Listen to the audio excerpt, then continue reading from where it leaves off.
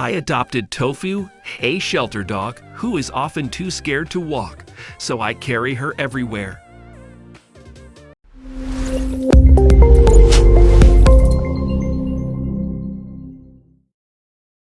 But before we start, please take a moment to give this video a like, subscribe to HappyWorld, and hit the bell so you'll never miss these great stories. When I adopted Tofu from Romania, I promised her the best life full of glorious adventures on beaches and in forests.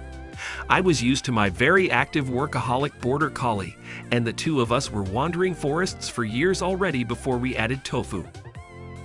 Tofu turned out very traumatized and a bit less active than, say, the border collie. She often refuses to walk and always lays on top of soft things, beds, couches, and windowsills if the blanket is available. I later learned this is quite typical behavior for cats, galgos, and podencos, although we have no idea what kind of mix she is. Outside, she needs a lot of time to process everything around her. She is quickly overstimulated and scared. She doesn't particularly like walks, quite the opposite of my border collie. Especially in the beginning of our lives together, I would, therefore, carry her. She was, after all, just a baby too. She still often refuses to walk.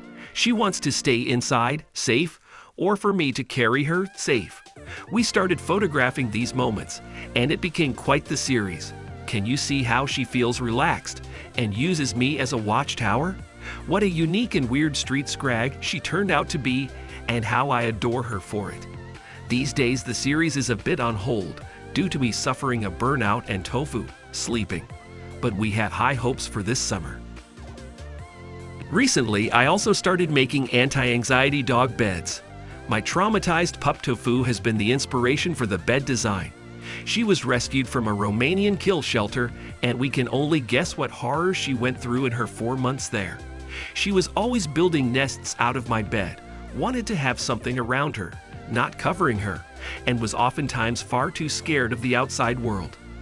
I needed something with fluffy walls that I could easily bring along when we went outside.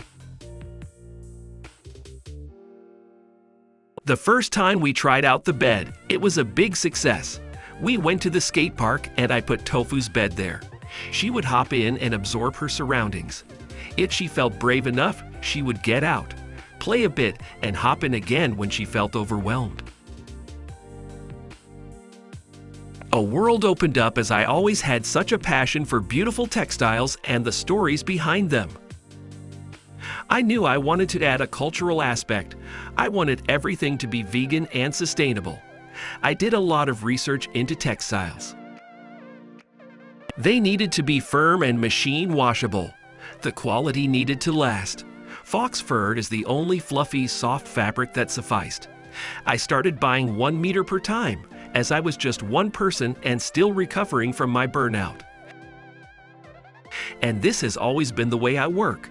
When I earn some money, I invest in pretty textiles. Beautiful canvases from Thailand, kilims from Turkey, batiks from Ghana, ikat from Guatemala and Uzbekistan, and illustrations printed on organic canvas from Berlin. It became quite a collection. I'm too passionate to think commercial when I see beauty.